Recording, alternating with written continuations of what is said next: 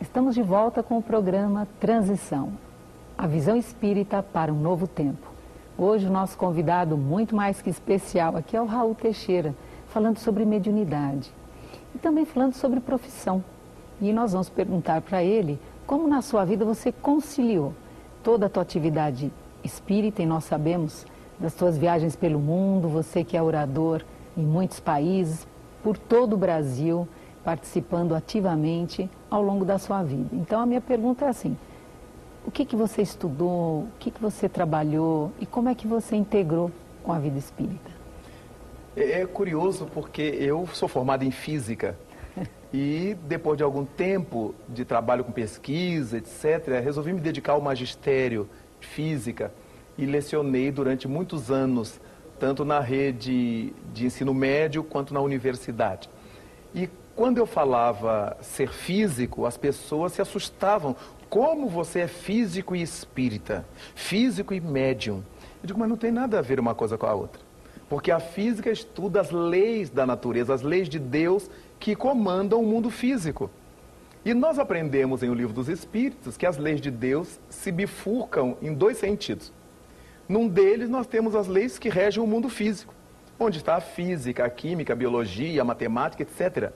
E a outra ramificação trabalha as leis morais, aquelas leis de Deus que regulam o mundo da alma, o mundo do psiquismo humano, do mundo da espiritualidade. Ora, estudar física é estudar as leis de Deus. O que aconteceu é que o Espiritismo me deu uma cancha muito maior para entender a física por uma outra angulação. Porque os físicos se perguntam por que existe isso, o Espiritismo nos explica por quê. Para que esses mundos, o Espiritismo nos diz para quê. Então eu tinha esse background que muitos dos meus colegas desconheciam. E ao mesmo tempo o conhecimento de física me ajudava a compreender vários fenômenos do Espiritismo e da própria mediunidade. Porque nós falamos o tempo inteiro em mediunidade, em ondas, em vibração, onda mental, vibração, frequência. E isso tudo é artigo de física. Falamos em fluido, em energia, tudo isso pertence ao mundo da física. Obviamente que aprendi a distinguir o que era ciência formal, o que era física, daquilo que era literalmente espiritismo. Embora muita gente hoje em dia queira atualizar o espiritismo, adotando termos da ciência formal para ele, cometem um grande equívoco. Sim. Muita gente quer converter o termo fluido em energia. Vai dançar feio, como se diz popularmente, porque não tem nada a ver o fluido asseverado por Allan Kardec e o fluido que a física trata. O fluido que Allan Kardec trabalha é o fluido cósmico universal. Essa substância, conforme chamou Aristóteles, que preenche todo o cosmo. Os fluidos de que trata a fisicoquímica é o formado pelos líquidos e pelos gases. Fluidos líquidos e os fluidos gasosos do nosso mundo material. Não podemos misturar as coisas.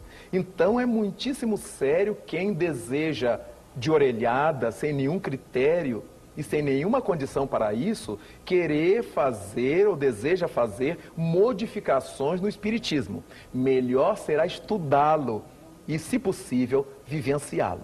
Daí, então, é muitíssimo forte ser físico e conhecer o espiritismo. Eu tinha um pé na ciência, na pesquisa científica, na teoria científica, e outro pé na crença religiosa. E via muitas vezes, e vejo muitas vezes, como muitos espíritas falam de coisas que ignoram solenemente e vão para a tribuna e dizem que a ciência provou o espiritismo, que a ciência provou a reencarnação, mas isso não é verdade. A ciência formal não provou nada disto. A ciência formal não acredita que exista espírito. Como é que provou o espiritismo? Que é consequência. O que existe, e é verdade, são experiências realizadas, estudos feitos por cientistas, como indivíduos, mas não é a palavra da ciência, é a palavra de pesquisadores, de estudiosos.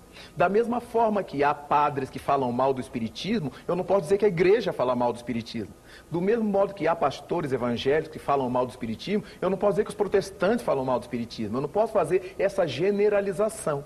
Então, se há cientistas que provaram com seus estudos, determinadas teses espíritas, que a nós nos faz muito bem, não provaram por ser espiritismo. Eles estavam realizando aqueles estudos e as suas conclusões nos servem. Nós nos apropriamos das conclusões desses estudiosos, mas eles não estudaram para provar o espiritismo. Salvo no século XIX e no século XX, aqueles cientistas que eram espíritas, como William Crookes, como Charles Richer, que se aproximou para pesquisar a mediunidade. Então, como o Crookes, que se aproximou para pesquisar a mediunidade. Então, o que eles falaram ao final veio ao encontro das teses espíritas.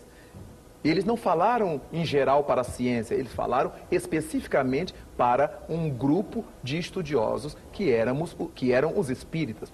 Mas, quando nós pensamos nisto, eu verifico hoje o quanto que a física me ajudou a entender o espiritismo naquilo que ele tem de técnico. E quanto é que o espiritismo me ajudou a ver na física o que ela tem de divino.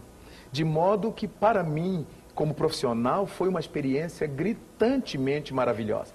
E tanto quanto me foi possível, procurei passar isto para os meus alunos, sem dizer os jargões espíritas, sem me utilizar da linguagem doutrinária, mas a ideia que o espiritismo traz das coisas, levando-os a pensar nessa multiplicidade de moradas da casa do Pai e no porquê que nós estamos na Terra, a missão do homem inteligente no mundo. De forma que tenho as memórias mais gostosas, mais felizes dessa relação espiritismo-profissão, no meu caso pessoal. Agora uma pergunta que nós observamos ao longo desses muitos anos. Algumas pessoas, elas endeusam ou santificam, vamos chamar assim, um médium. Então, sabe que uma pessoa é médium, ela fica quase que uma devota, ela passa a misturar, às vezes, até registros anteriores, enfim, com o médium. O médium é quase um santo, é um privilégio a mediunidade? De forma nenhuma, a mediunidade não é um privilégio, é uma responsabilidade, é um compromisso. E essas pessoas, e não são poucas, que têm esse tipo de relacionamento com os médiuns, eram as mesmas pessoas que tinham relacionamento assim com seus xamãs nas tribos, com seus pajés. Era um sentimento de que aquela criatura é uma entidade. E há muitos médiuns que adoram essa mise-en-scène, que adoram essa situação de se colocar por cima do bem e do mal e lançam mão disso para tirar proveitos pessoais. Adoram presentes, elogios, bajulações que não fazem parte da modéstia que a doutrina espírita propõe aos médiuns. Então, o livro dos médiuns é muito claro em nos orientar e dizer que os médiuns em si próprios representam muito pouco para o mundo espiritual. Muita gente se acha indispensável à marcha do espiritismo. E nos esquecemos de que Deus governava seu mundo e Cristo governava o planeta antes que o espiritismo existisse na Terra. E a mediunidade era execrada. Os médiuns eram levados às fogueiras, eram queimados vivos, eram flechados, eram enterrados vivos. Então, nessa época, ninguém queria ser médium. Hoje que deu um certo status pela respeitabilidade que o espiritismo ganhou no mundo, principalmente com os trabalhos notáveis que Chico Xavier desenvolveu no Brasil, que se espraiou pela terra inteira, a visita que ele fez aos Estados Unidos na década dos 60, com o trabalho que Divaldo Franco realiza pregando pelo mundo inteiro, pelos 5 continentes, obviamente publicado em revistas, em jornais, programas de rádio, programas de televisão.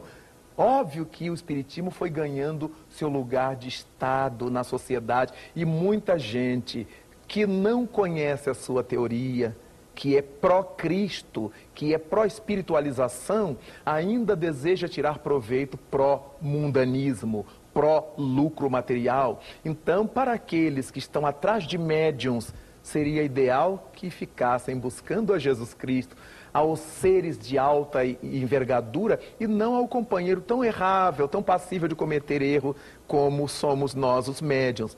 Nós estamos aprendendo com os espíritos. Os benfeitores sempre dizem que aquilo que a gente fala para os outros, primeiro a gente ouve. Aquilo que a gente lê para transmitir, primeiro a gente aprende. De modo que nenhum médium tem caráter de especialidade no mundo.